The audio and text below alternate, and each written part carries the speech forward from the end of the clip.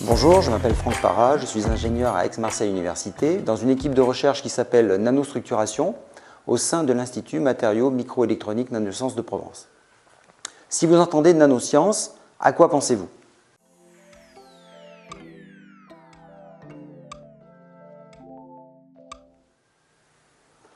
Peut-être que ce terme évoque pour vous des débats récents sur l'environnement et les nanoparticules, mais ici, nous allons parler d'études scientifiques à l'échelle nanométrique.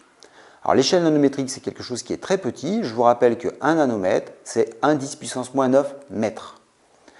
Les débouchés de ces travaux peuvent se retrouver dans différents domaines, comme l'électronique, l'informatique ou encore l'optoélectronique, comme par exemple les cellules photovoltaïques ou encore des diodes OLED que vous retrouvez dans vos téléviseurs dernière génération. La recherche qui anime mon équipe, plus que les applications technologiques, c'est comprendre l'organisation de la matière à l'échelle moléculaire, échelle invisible à l'œil nu.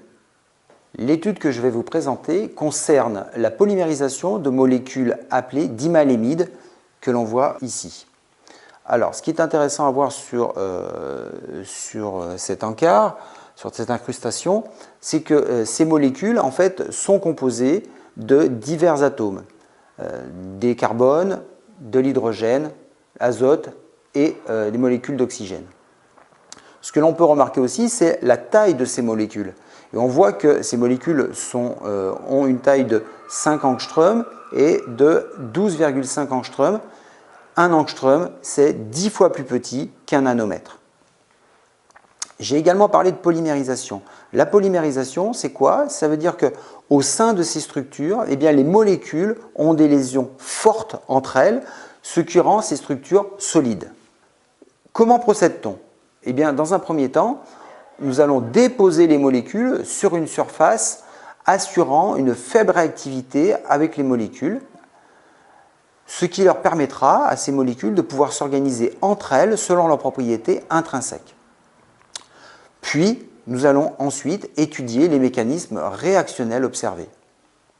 Afin d'étudier ces structures à l'échelle nanométrique, il nous faut un instrument spécifique, plus performant qu'un microscope optique, comme j'ai à côté de moi, capable d'observer des molécules à l'échelle atomique. À votre avis, quel est cet instrument?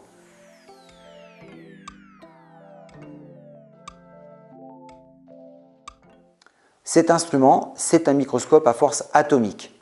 L'image que vous voyez dans un premier temps, c'est une image globale de l'instrument. Cet instrument comporte 2 chambres, une chambre de préparation dans laquelle nous préparons les échantillons et une chambre d'analyse où nous allons donc imager les échantillons, et c'est dans cette partie que se trouve la partie microscopie ainsi que les échantillons.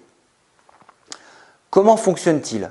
Eh bien, nous avons donc un levier qui va osciller au-dessus d'une surface et nous allons avoir un faisceau laser qui va venir se réfléchir sur l'extrémité de ce levier vers un composant électronique qui s'appelle une photodiode 4 cadrans.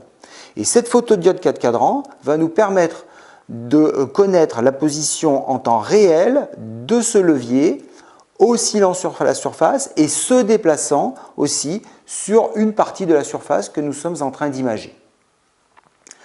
Pour avoir une idée encore plus fine de l'échelle que l'on observe, imaginons que la pointe du levier qui sert à imager, qui fait à peu près 15 micromètres, faisait la taille du Mont Blanc.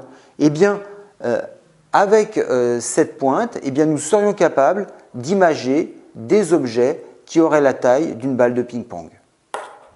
Pour être capable d'avoir une telle résolution, il faut pouvoir travailler dans un environnement le plus propre possible, l'ultravide.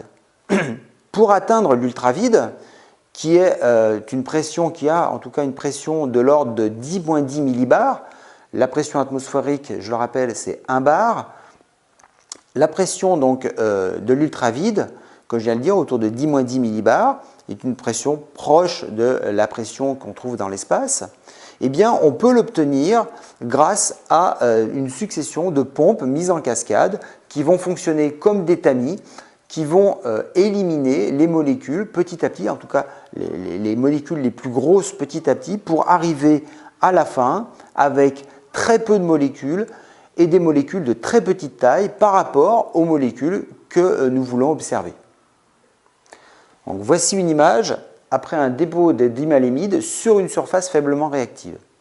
Alors, ce qui est intéressant à voir sur cette image, tout d'abord, je vais vous parler de l'échelle.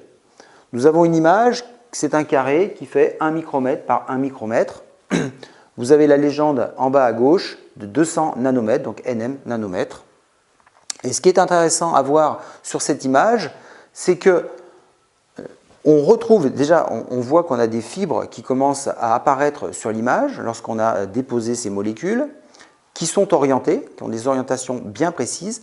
Et on peut voir d'ailleurs des fibres, en particulier là on en a une très grande hein, dans la diagonale, qui fait plus d'1 micromètre de long. Alors 1 micromètre par rapport à la taille de notre molécule, imaginez que la molécule fasse 1 mètre de long, eh bien nous aurions une structure, une fibre qui ferait plus d'1 kilomètre de long. Mais un des points remarquables de cette étude, c'est l'utilisation de l'illumination UV, alors non pas pour faire bronzer les molécules, mais pour initier la réaction permettant de créer des structures polymérisées. Et voici l'effet de l'illumination UV sur les molécules déposées. Alors, ce que l'on peut voir maintenant, cette fois-ci, par rapport à l'image précédente et à l'image que j'ai à côté, puisque là on peut faire une comparaison, c'est qu'on a beaucoup plus de molécules hein, qui forment un réseau et on a grosso modo plus de 20 fois plus de molécules sur le substrat que sans illumination UV.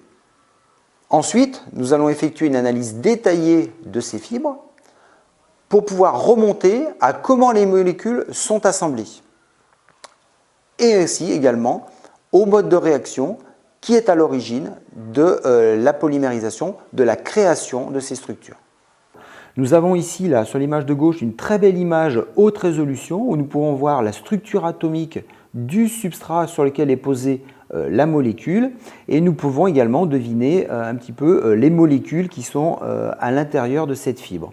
Et grâce à ces données structurales expérimentales, eh bien, nos collègues théoriciens ont calculé comment ces molécules pouvaient s'organiser sur cette surface à plat, tournées, et là on voit qu'elles ne sont pas à plat, elles sont justement légèrement orientées sous une forme de structure en zigzag ou en fermeture éclair.